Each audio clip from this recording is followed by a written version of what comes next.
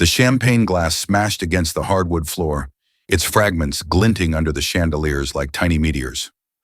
I, Jack Thornton, stood rooted in the doorway of the Grand Hotel ballroom, staring as my wife, Elise, giggled with another guy's arm slung around her waist. "Well, look who finally showed up," someone jeered, sparking a ripple of chuckles from the crowd heading out. Elise turned, her grin fading when she caught sight of me. Travis Monroe, my marketing VP, kept his arm draped around her like he owned the place. "Jack," Elise said, her voice dripping with that condescending tone I'd come to loathe, the one she used when talking to someone she thought was clueless. "Didn't you see my message?" I yanked out my phone. "Nothing came through." "You weren't supposed to be here," she said, her lips curling into something that wasn't quite a smirk. A camera flash went off, some idiot snapping a photo. The party was wrapping up. Waiters scooped up empty glasses, and the last guest shuffled toward the exits, muttering and stealing glances at the scene. I knew most of them, folks from our social group, co-workers from my company, Elise's influencer buddies. They'd all seen this coming. Every single one of them had watched it play out. Travis stepped forward, adjusting his cufflinks. "Jack, this is messy for everybody. Maybe we will talk this out tomorrow." My voice came out steady, which honestly shocked me. "Have a good night." I turned and strode out, my boots clicking on the polished lobby floor. Behind me, Elise's nervous laugh mixed with someone's whispered jab about trouble brewing. In the parking lot, I sat in my Ford pickup for exactly 3 minutes, staring at a blank concrete wall. Then I dialed Marla. "Jack, isn't Elise's big event?" she asked. "Cancel everything tied to her name. Every card, every reservation, every access." A long pause hung on the line. Marla, my assistant for 7 years, didn't waste time with dumb questions. "How far back?" she said. "All of it. The Italy trip next month. $45,000. The BMW lease, personal accounts, everything. I'll need a couple hours to do it cleanly. Do it right. I want every step documented." I drove home through quiet streets, the city of Denver dark around me. Our condo on the 28th floor was pitch black, no trace of the music or lights Elise usually left blaring. I poured myself a short glass of whiskey and sank onto the recliner we'd chosen together 4 years back. My phone pinged with a text from Marla. "Italy trip canceled. Full refund processed. BMW lease ended. Pickup scheduled tomorrow. Personal cards locked. She'll find out when she tries to use them." I downed my drink and crashed in the spare bedroom. Come morning, I was at my office in a downtown Seattle high-rise before the sun was up. Thornton Global Adventures spanned 3 floors, with 200 employees across 10 countries. I owned 92% of it. Marla was already at her desk, coffee in hand, a fat folder waiting. "Status update," she said.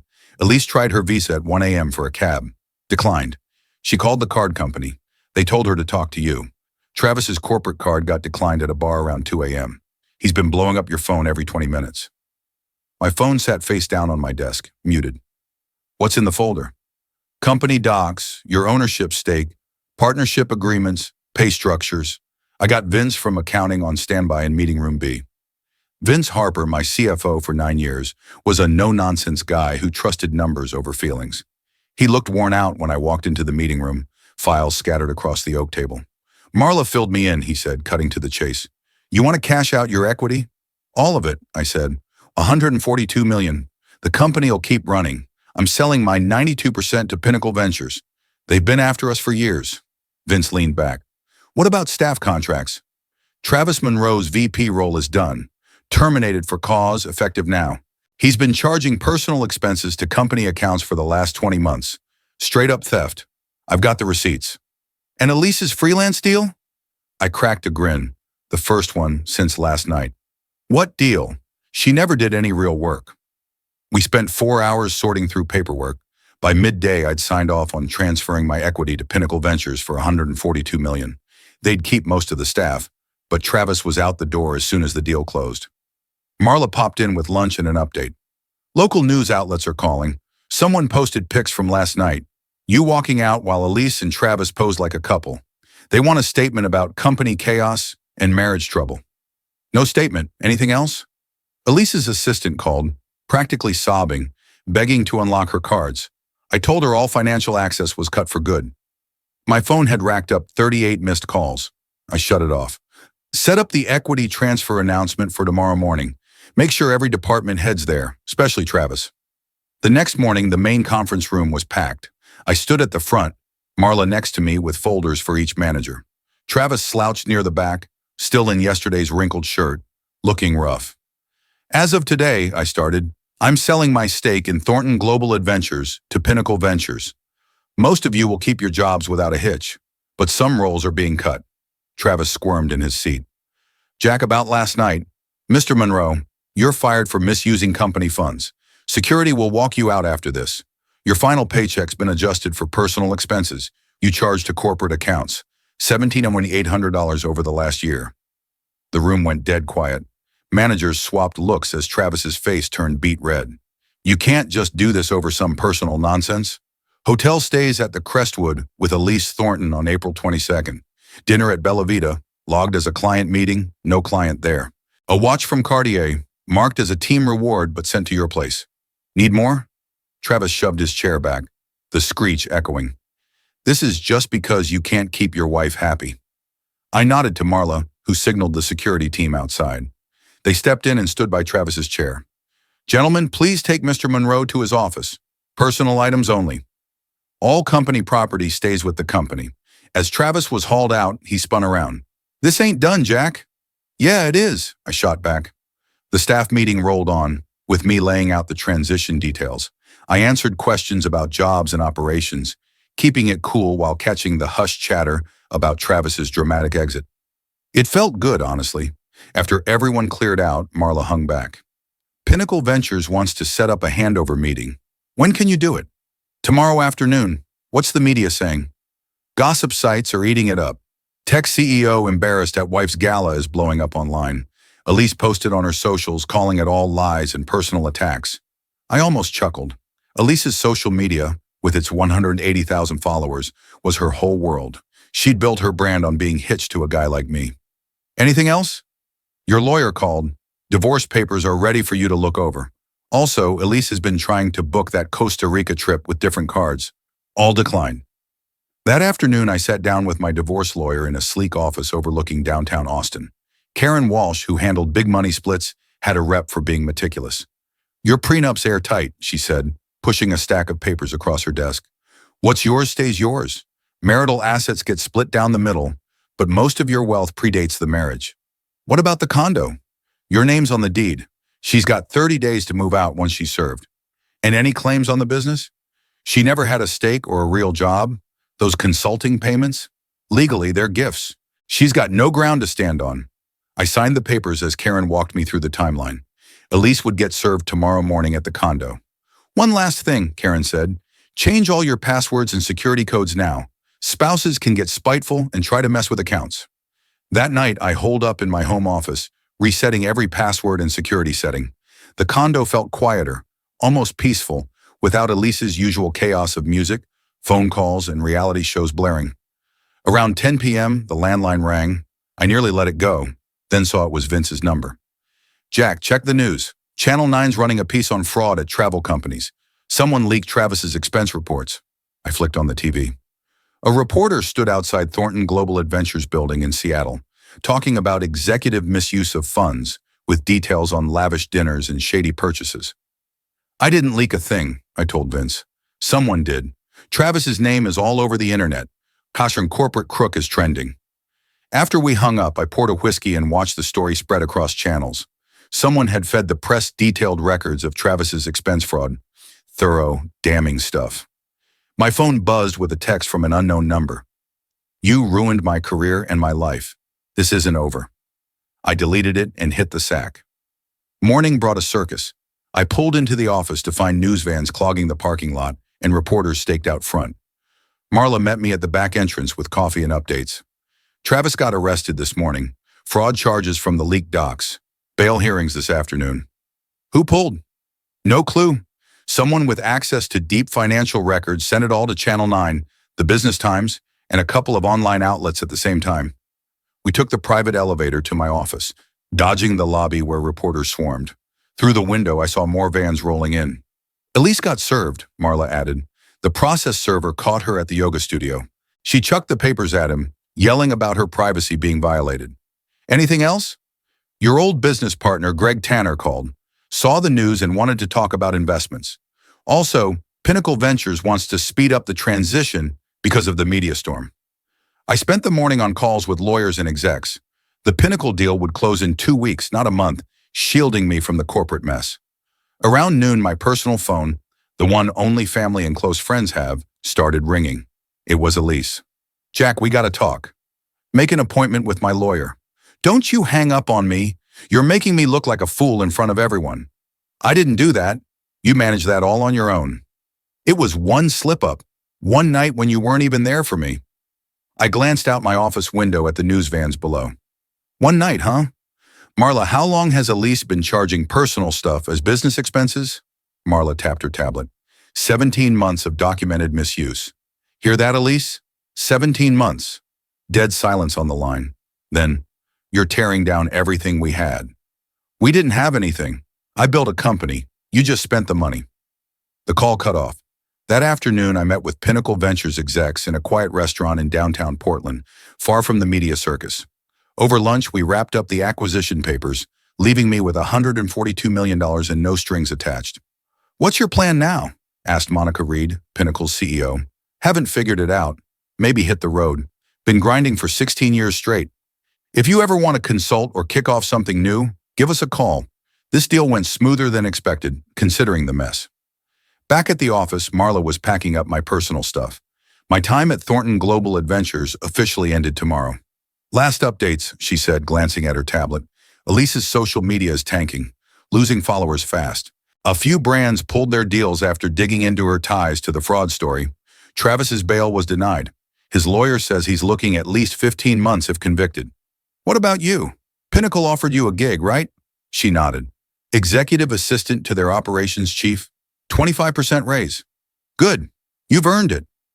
That evening, I drove to my cabin 2 hours outside Denver, tucked on 35 acres in Weld County. I'd bought it for peace and quiet, never brought Elise. She called it dull and too remote. I cracked open the windows, letting the cool breeze and evening chirps fill the place. For the first time in weeks, I felt something close to calm. My phone pinged with a text from my brother, Mike, in San Diego. Saw the news. "Are you good?" I typed back. "Better than good." Around 9 p.m., headlights lit up my driveway. From the porch, I watched a gray Audi pull up. Elise climbed out of the passenger side, mascara smudged, hair a mess. Travis's cousin, Ray, got out from the driver's seat. I met them at the front door but kept it shut. "We gotta talk," Elise said, her voice muffled through the glass. "Call my lawyer." "Jack, please, I screwed up. It was a mistake." Ray stepped closer. "Come on, man, she's your wife. You can't just ruin her life over some nonsense." I opened the door just enough to be clear. "Ray, you're trespassing. Elise, you're breaking the restraining order I filed this afternoon. Both of you, leave now." "Restraining order?" Elise's voice shot up. "What order?" "The one barring you from contacting me or coming near my properties. My lawyer filed it after your threatening calls today." Ray's face turned red. "You can't just hide behind lawyers forever, Jack." "I'm not hiding. I'm done cleaning up your messes." I shut the door and watched on the security feed as they bickered by their car. Elise flailed her arms while Ray tried to calm her down. Finally, they peeled out. I poured a whiskey and sat on the porch, staring at the stars mirrored on the lake. No city glow or noise to ruin it. Next morning, I woke to pure quiet. No traffic, no construction, none of Elise's loud morning calls or reality shows. I brewed coffee and sat on the porch, watching fog lift off the water. Marla called at 8 a.m. Final day rundown. Elise crashed at the Westin in Denver last night, tried a card that declined around 1 a.m. Hotel security walked her out. She's staying with her cousin now. Anything else? Gossip sites posted shots of your condo getting cleared out. Elise hired movers yesterday, but they could only take what was probably hers. Clothes, jewelry, makeup. All the big-ticket furniture and art stayed, since you bought it in your name. The restraining order's in effect. If she breaks it again, she's getting arrested. Oh, and Pinnacle officially owns Thornton Global Adventures as of this morning. Your final paycheck and equity funds are hitting your accounts. I spent the day at the cabin, reading and soaking in the silence. At dusk, I drove back to Denver for one last job. The condo felt bare but not empty. Elise's chaos, her constant noise and drama, had filled the place. Without it, it was like kicking off boots after a long shift. I wandered the rooms, grabbing a few last things. In the bedroom, I found a note on the dresser in Elise's handwriting. "Jack, I know you're mad, but we don't have to end our marriage. I messed up, but we can fix this. I love you. Please call. Ellie. I balled it up and tossed it in the trash. My phone rang. Mike again. How are you holding up? Better than I thought. Figured I'd feel worse after a 7-year marriage. Sometimes the marriage is over way before the papers. What's next? I glanced around the condo one last time. Selling this place. Maybe travel. See some spots that aren't in my own company's ads. Want company? Karen's been itching to visit Spain. Maybe. I'll let you know. After we hung up, I took the elevator to the parking garage. Footsteps echoed behind me. Jack.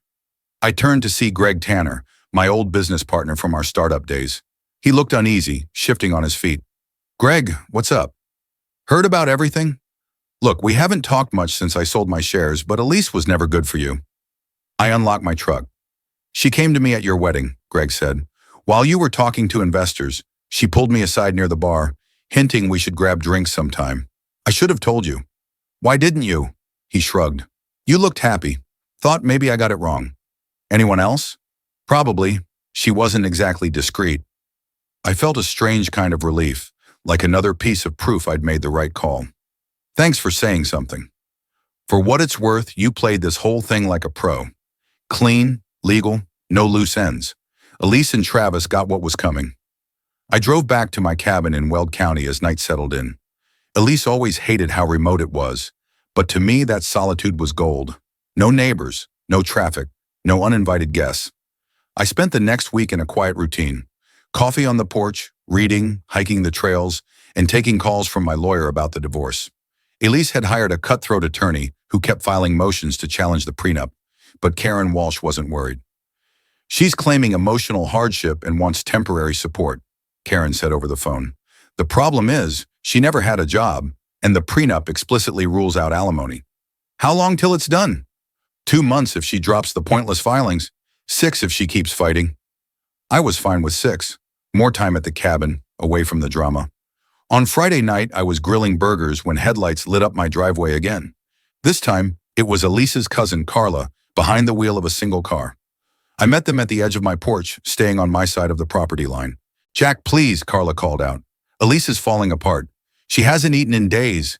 She's talking about doing something reckless. Elise stepped out of the passenger side, looking rough, thinner, hair greasy, designer clothes hanging loose. I'm so sorry, she yelled across the yard. I know I messed up, but don't throw away 7 years of marriage. I stayed put. You trashed our marriage when you decided to parade around with my employee in front of everyone. It didn't mean anything. Travis he made me feel seen. I gave you everything. 6-figure shopping sprees, trips to Costa Rica, total financial freedom. What else did you need? Elise broke into loud, theatrical sobs that carried across the property. Carla wrapped an arm around her. Jack, she made a mistake, Carla said. Can't you find it in you to forgive? Some mistakes are too public, too calculated to just forgive. So that's it? Carla snapped. You ruined her whole life over one affair? I stepped to the porch's edge. One affair? Let's talk about the details. Hotel receipts going back 17 months. Jewelry Travis bought with stolen company funds. Those girls' trips on social media that were really getaways with him. Should I keep going? Elise's crying got louder. I didn't mean for it to get this bad. You meant to keep it secret. That's not the same. Carla shot me a venomous glare as she guided Elise back to the car. You're heartless. She loved you. She loved what I could buy her. Big difference. They drove off, leaving me with my burger and the quiet night. Saturday morning, Marla's car rolled up around 10 a.m. She stepped out with coffee and a folder. Figured you'd want an update, she said, climbing the porch steps. How'd you know where to find me? You gave me this address years ago for emergencies. This is the first time I've used it. We sat on the porch with coffee as she flipped open her folder. Travis got sentenced yesterday. 15 months in federal prison, 2 years probation, full repayment to Thornton Global Adventures. The judge called it a textbook case of theft and breach of duty. Elise's social media is down to 25,000 followers. Every brand deal's gone. Her cousin's husband is livid about her crashing with them. She's racking up their credit cards and drinking too much. I sipped my coffee, watching a hawk glide over the lake. Anything else? The condo sold. Cash buyer, full asking price. Pinnacle Ventures is doing great under new management. Oh, and this. She handed me a clipping from the business section of a Denver paper. The headline read, "From Betrayal to Big Win, How One CEO Turned Personal Chaos into Financial Triumph." The article, with a headshot of me from the company site, broke down my calculated legal response to the betrayal, calling it a masterclass in protecting assets and reputation during a personal crisis. "They're saying you're a role model for execs dealing with personal and professional betrayals," Marla said. I skimmed the piece. It quoted business ethics experts and divorce lawyers, all praising my approach as the gold standard. "Any bad press?" "A few posts from Elise's friends calling you cold, but most folks think you nailed it." We sat quietly watching the lake. Then Marla asked, "What's next for you?" "Thinking about that consulting gig with Pinnacle. Maybe part-time, project-based, help other business owners dodge the traps I fell into." "What traps? You built a killer company and pulled off a flawless exit." I grinned. "I trusted the wrong person with too much of my life. Won't make that mistake again." Marla finished her coffee and got ready to leave. "If you need anything, references, background checks on new partners, whatever, call me." After she left, I spent the afternoon on the porch with my laptop, looking into consulting gigs and travel spots. For the first time in years, the future felt wide open. At sunset, my phone rang. Karen Walsh. "Good news, Jack. Elise's lawyer dropped all the contested motions." "She's agreed to the prenup terms," Karen said. "We can wrap up the divorce next week if you're free Tuesday." "What made her change her mind?" "Reality, probably. Her new lawyers told her fighting a rock-solid prenup with proof of her cheating was a losing battle. She gets what the agreement gives her, nothing more." Tuesday morning, I met Karen at the courthouse in downtown Tucson. The hearing was over in 20 minutes. Elise showed up with her attorney but stayed quiet, only speaking to answer the judge's questions. When asked if she understood the divorce terms, she gave a small nod and murmured, "Yes, Your Honor." The judge signed off, and just like that, I was single for the first time in 7 years. In the courthouse lobby, Elise's lawyer approached Karen. "Mrs. Thornton would like a private word with your client." Karen glanced at me. I shook my head. "No private talks. Anything she's got to say, she can say with lawyers here." Elise stepped forward anyway. "Jack, I just want you to know I really did love you, in my way." I looked at her. She seemed older, worn out by months of stress and fallout. "Maybe you believe that," I said, "but love doesn't involve embarrassing me in front of everyone and stealing from my company. There's no going back." She nodded, tears welling up, then turned and walked off with her lawyer, her boots echoing on the tile floor. I drove back to my cabin in Weld County, feeling lighter with every mile. The divorce was done. The business sale was complete. Everything was settled. That night, I called Mike in San Antonio. "How's it feel to be free?" he asked. I gazed out at the lake, evening mist curling over the water. "Costly, but worth it." "How much did it set you back?" "Legal fees, business restructuring, property stuff. Maybe 1.8 million. But I walked away with $142 million, and my name is still clean." Elise got what she put in. Zip. "Travis, he's in federal prison with a felony record. His days in corporate life are toast." "Think you'll run into Elise again?" "Maybe it's some mutual friends thing, but we don't share many friends anymore. Most folks pick sides, and they picked mine. Smart folks." After we hung up, I opened a bottle of bourbon and sat on the porch till the stars came out. Tomorrow I'd start planning, maybe some travel, consulting work, or a new place somewhere sunny. But tonight I just soaked in the quiet, enjoying the sound of nothing going wrong. My phone buzzed with a text from an unknown number. "Heard about the divorce. You okay?" "Monica." I didn't know any Monica. Probably someone from my old circle sniffing for gossip. I deleted it. Another text popped up right after. "This is Monica from Pinnacle Ventures. We met at the acquisition lunch." I grinned and typed back, "Doing great, thanks. Enjoying the calm. If you're ready to jump back into business, we've got some cool projects. No rush, just saying. Might be up for it. Let's talk next week. I'm looking forward to it." I finished my drink and headed to bed, already thinking about what was next. The future felt like mine again. 6 months later, I stood in the lobby of a high-end resort in Belize, going over blueprints with Monica Reed and her development crew. My consulting gig with Pinnacle Ventures had turned into a full partnership in their hospitality arm. "These eco-friendly features will make us stand out," Monica said, pointing to solar panels and rainwater systems on the plans. I jotted notes on my tablet. This work felt different, Building luxury getaways that didn't wreck the environment gave me a sense of purpose my old company never had. Phase 1 will be done in 20 months if permits go smoothly, the head architect said. My phone pinged with a news alert. I glanced down and saw a familiar name in the headline. Ex-marketing VP released from prison, aims for new beginning. The article had a photo of Travis leaving a correctional facility, looking gaunt and aged. It said he wanted to rebuild and make up for past wrongs. Monica caught my expression. Everything all right? Just old news. Nothing that matters. I deleted the alert and turned back to the resort plans. My old life felt like it belonged to someone else. That evening, I ate alone at a seaside cafe, watching surfers ride waves in the fading light. My phone stayed quiet, a luxury I'd come to love. The waiter dropped off my bill with a business card. The woman at table 5 asked me to pass this along. I looked over and saw a sharp-looking brunette in her 30s raising her glass my way. The card read, Carla Vega, Ecotourism Consultant, Belize City. I walked to her table. Thanks for the card, I'm Jack. Carla, I couldn't help but notice those resort plans. You with the Pinnacle Project? Yeah, you know about it. I consult on green tourism across Central America. The Pinnacle Project's getting a lot of good buzz. We talked for an hour about sustainable design, architecture, and travel.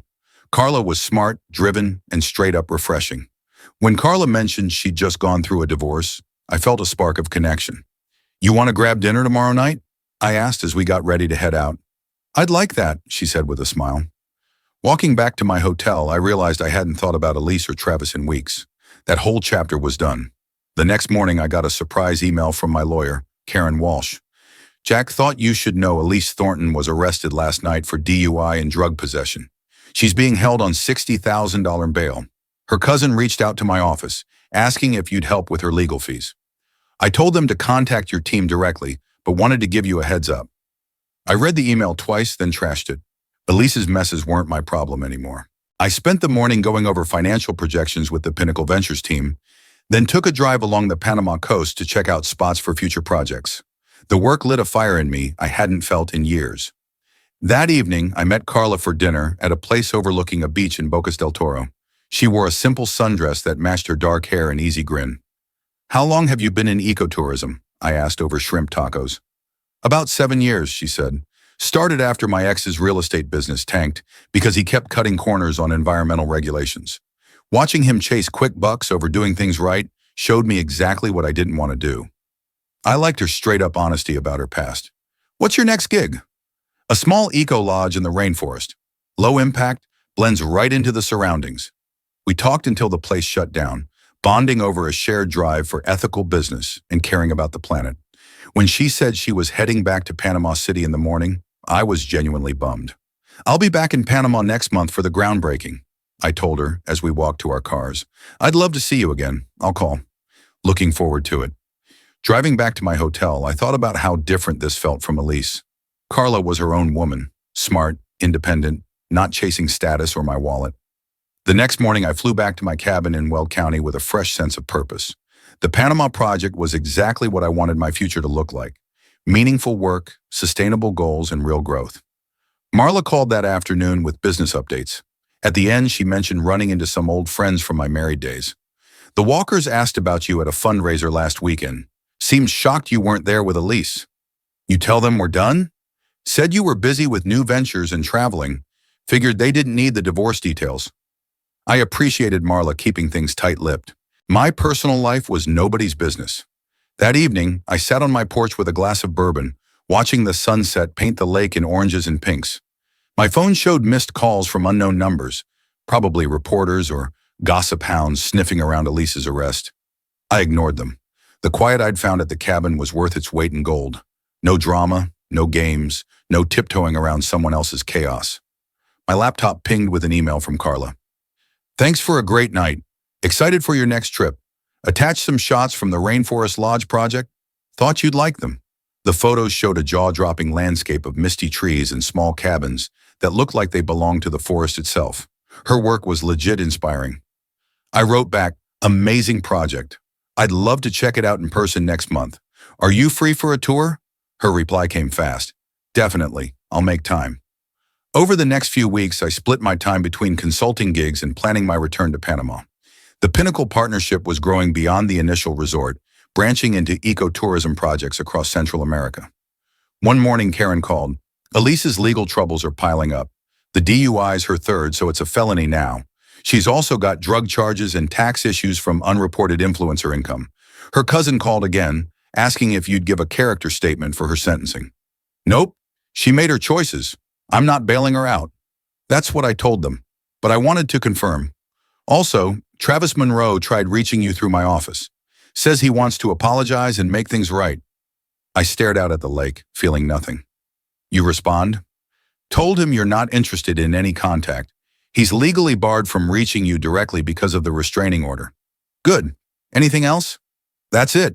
Enjoy your travels. I spent the afternoon hiking the trails around my cabin, reflecting on how much my life had changed. A year ago, I was stuck in a marriage full of lies, propping up someone else's bad habits. Now I was free to chase work I cared about with people I respected. The shift felt deep, like it was here to stay. 2 weeks later, I flew back to Panama for the resort groundbreaking ceremony. Carla greeted me at the Guatemala City airport, dressed for work in cargo pants and a button-up shirt, her hair tied back in a no-nonsense braid. Ready to check out the rainforest? She asked as we headed toward the highlands. Been counting down the weeks, I said. The drive wound through twisting roads, past banana farms and tiny villages. Carla pointed out eco-friendly farming techniques and talked about local conservation issues with a fire that showed she lived for this stuff. When we reached the rainforest site, I got why she was so pumped. Fog drifted through towering trees, and colorful birds chirped from the canopy. The eco-lodge cabins looked like they were part of the forest, linked by elevated walkways that barely touched the ground. This is unreal, I said, trailing Carla across a suspended bridge between tree platforms. It took 4 years to get permits that let us build without cutting a single old-growth tree, she said. Every piece is designed to fit the forest, not fight it. We spent the day exploring the site, talking about green tourism and ways to reduce environmental impact. Carla's knowledge and drive got me fired up in a way I hadn't felt in years. That night, we grabbed dinner at a little spot in a nearby mountain village. Over grilled fish and a local beer, our talk shifted from work to personal stuff. What made you walk away from your company? She asked. I thought about how much to share. My VP was skimming funds and my wife was sneaking around with him. Figured it was better to cut ties clean than try to fix something that was rotten at the core. That had to sting. It did, but looking back, it made me figure out what I really wanted. I was propping up behavior I couldn't stand just because it was easier than facing the truth. Carla nodded, like she got it. My ex's business crashed because he kept dodging environmental rules for quick cash. I warned him, but he wouldn't listen. Some folks only learn when it all falls apart. Tried saving your marriage? 2 years. But you can't build something real with someone who doesn't share your values. Her words hit home. We got each other. No judgment. No need for big explanations. After dinner, we strolled through the sleepy village, passing small shops and bars where locals laughed and played music. This feels honest, I said, nodding at the realness of the place. It is, she said. No show, no act. People here work hard, look out for their families, and find happiness in the small stuff. Not like my old life. What was that like? I told her about the endless social games, fancy restaurants where folks went to flex, not eat, and Elise's obsession with getting likes online. Everything was about looking good, not being good. Sounds draining, Carla said. Didn't even realize how much till it stopped. We walked back to our hotels as the mountain air turned chilly. At her hotel door, she turned to me. I've got a confession. I knew who you were when I gave you my card last month. I raised an eyebrow. How? Saw the news about your company sale. Your story, handling betrayal without losing your principles, caught my attention. I wanted to meet someone who could walk away from a mess with their head held high. And now, she grinned, even more impressive. She gave me a quick, warm hug, then headed inside. I walked back to my hotel, feeling a spark I hadn't known in years, a real connection with someone who pushed and inspired me. The next morning, I was at the Pinnacle Ventures Resort, groundbreaking in Guatemala. Local leaders, conservation groups, and community folks showed up to cheer the project's focus on sustainable tourism. I gave a short talk about building responsibly and protecting the environment for the long haul. The crowd clapped, and it felt real, coming from people who cared about their land and livelihoods. Afterwards, Monica Reed pulled me aside. The board loves what you're doing. We want you as Director of Sustainable Development for all Pinnacle projects globally. My pulse kicked up. What's the gig? Overseeing green initiatives, picking sites, building ties with conservation groups. You'd be based wherever you want, with travel as needed. Sounds like my kind of thing. I'm in. Great. We'll get you a formal offer soon. That afternoon, Carla and I hiked to a waterfall tucked in the rainforest. The trail was tough, weaving through misty rocks and thick greenery. At the falls, we sat on mossy boulders, surrounded by the roar of water and bird songs. Got a job offer today, I said. Director of Sustainable Development for Pinnacle. Global travel, environmental focus, real impact. That's amazing, she said. You taking it? Think so. Feels like the right move. She went quiet for a second, then asked, where would you base yourself? Anywhere I want. Thinking about selling the cabin and settling somewhere with better weather and cool projects. Guatemala's got both. I grinned. And good people. We shared a long hug, the waterfall humming in the background. It felt right, no drama, just a real moment with someone who got me.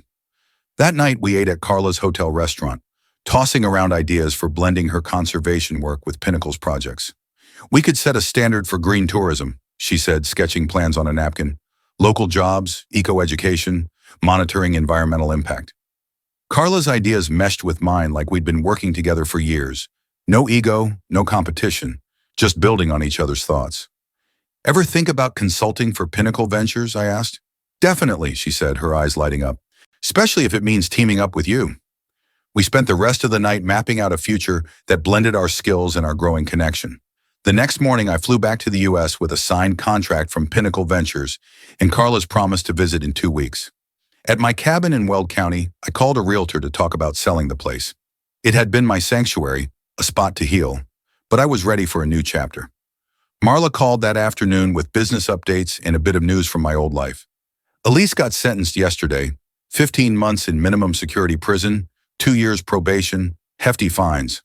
Her cousin posted online about unfair justice, but it got slammed in the comments. Anyone sticking up for her? Nah, most folks just said she earned it. Her old influencer crowds moved on to new gossip. I felt nothing. No gloating, no pity, just done. Elise was a stranger now. What about the condo sale? Funds hit your account yesterday.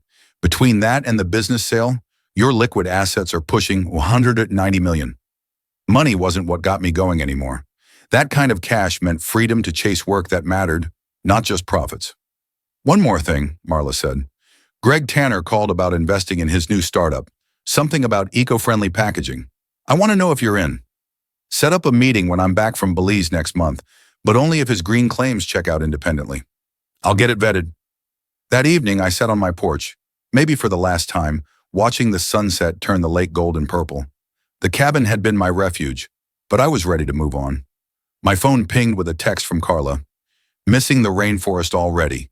Can't wait to see you in 2 weeks. I typed back, already planning our next trip.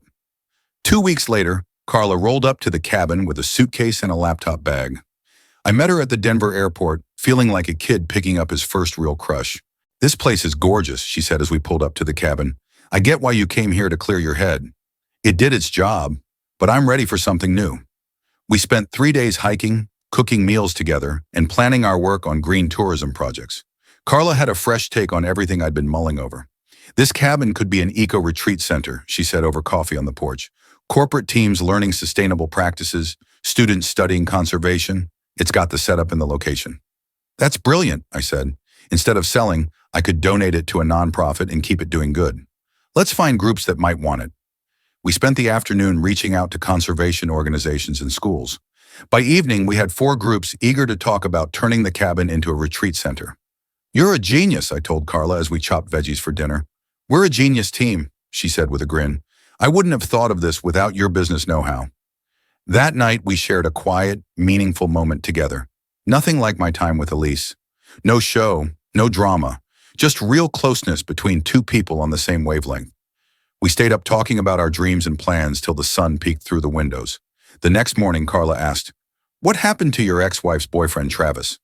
"Got 15 months in prison, out recently, trying to piece his career back together." "You think about revenge? Feeling good they got what was coming?" I thought it over. Maybe at first. Now, they're not even on my radar. My future's what matters. That's the way to go, she said. Holding on to anger just messes with your own peace. My ex. He moved to Colombia after his business went under. He's doing manual labor now. Hope he's learned to value honest work. Neither of us lingered on the past. We were too busy building something new. On Carla's last day at the cabin, we nailed down plans for my move to Belize. I'd keep a small place in the U.S. for business trips, but make my main home near Carla's rainforest project. Are you sure about this? She asked as we loaded her bags. It's a big leap. The right choices always feel clear, I said. 6 months later, I stood on the balcony of my new place in the Belize Highlands, watching the sun climb over the rainforest. The house was smaller than the cabin, but built to fit the climate and land perfectly. Carla came out from the kitchen with coffee, dressed in hiking gear with a backpack slung over her shoulder. Ready for the morning survey? She asked. We were tracking wildlife for a conservation study. I'd found a love for environmental research I didn't know I had. It was steady, fulfilling work, a far cry from my old corporate chaos. Lead the way, Professor Vega, I said, teasing her with her academic title. We hiked into the forest, logging bird sightings and collecting stream samples. The work was calm, methodical. Around noon, we stopped at a clearing with a view across the valley. My phone showed a few missed calls from Marla, which was odd. She knew not to bug me during fieldwork unless it was urgent. Better check this, I told Carla. Marla's voicemail was short. Jack, we've got a situation. Travis Monroe's doing interviews, claiming you set him up for fraud charges. He's pushing a corporate conspiracy angle, trying to stir up the media for an appeal. Call when you can. I played it for Carla, who frowned. Any truth to what he's saying? Not a bit. His fraud was all there in his expense reports and card statements. But desperate folks pull desperate moves. I called Marla back right away. What's Travis saying exactly? He's claiming you faked evidence and paid off witnesses to pin the fraud on him because of his affair with Elise. He's booked on a business news show tomorrow morning. Do we need to respond? Karen Walsh suggests a short statement, just facts, no emotions. The evidence against him was ironclad, and his story won't hold up. Draft it and send it to me to review. Anything from Elise? Nothing. She's too busy with her own legal mess. I hung up and filled Carla in. How do you feel about this? She asked. Annoyed, it's even a thing, but not stressed. Truth tends to win out over nonsense. We wrapped up our research hike and got back to our place, where I spent an hour on calls with my legal team. Karen was confident Travis's claims wouldn't stick. He's flailing, she said. Ex-cons throwing wild accusations at successful guys like you rarely get anywhere with the press. That night, Carla and I ate at a small spot in a nearby Belizean village. The crowd was a mix of conservationists, local shop owners, and families sharing simple meals. This feels like real life, I said, watching kids laugh and run while their parents chatted quietly. It is real life, Carla said. Everything else is just static. My phone buzzed with alerts about Travis's upcoming TV spot, but I ignored them. That drama belonged to a life I'd left behind.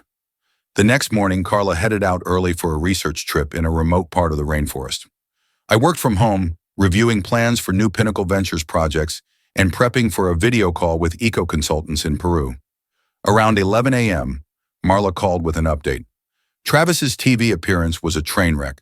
The host had all the court docs and grilled him on specific evidence. He fumbled, looked desperate and shady. Any media fallout?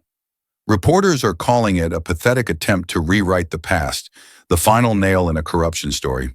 Your statement went out to a few outlets. Calm, factual, shut down his nonsense. Good. Anything else? Pinnacle Ventures put out a statement backing you as a stand-up leader. Monica Reed wants to talk about speeding up your next project. I felt good knowing it was handled fast and clean. Truth did cut through the noise. That afternoon, I dug into sustainability reports while waiting for Carla to get back. The rainforest research was turning up cool data on ecosystem connections and climate resilience. At dusk, Carla hiked up to the house, covered in mud but grinning. Found a new kind of tree frog, she said, showing me photos on her camera. Totally undocumented. This could help lock in protections for the whole watershed. We celebrated with a couple of beers on the balcony, watching fog roll over the forest as night settled in. My phone stayed quiet. No corporate fires, no personal chaos, no interruptions. Any regrets about ditching your old life? Carla asked. I thought it over. Only that it took me so long to do it. What would you tell someone in your shoes? Loyalty to people who don't earn it is just hurting yourself. Cut ties clean and chase what you really want. And what do you want now?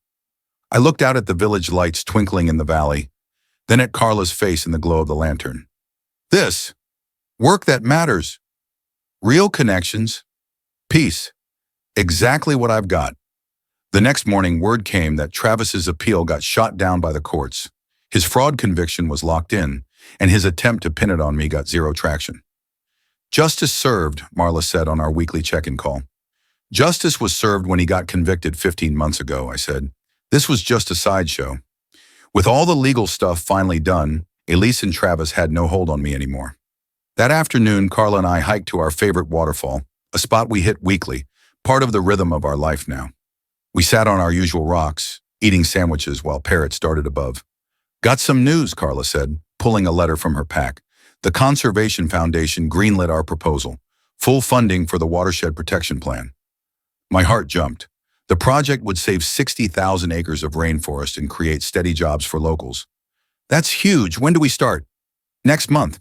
They want us to present our model at the Global Eco Conference in Norway.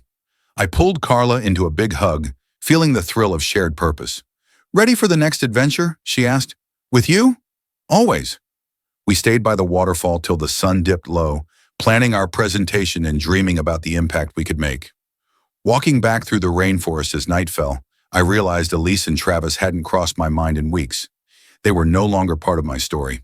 Back at our place, I found an email from Monica Reed about Pinnacle Ventures, branching out into South American conservation projects. They wanted me and Carla to spearhead sustainable tourism across 3 countries.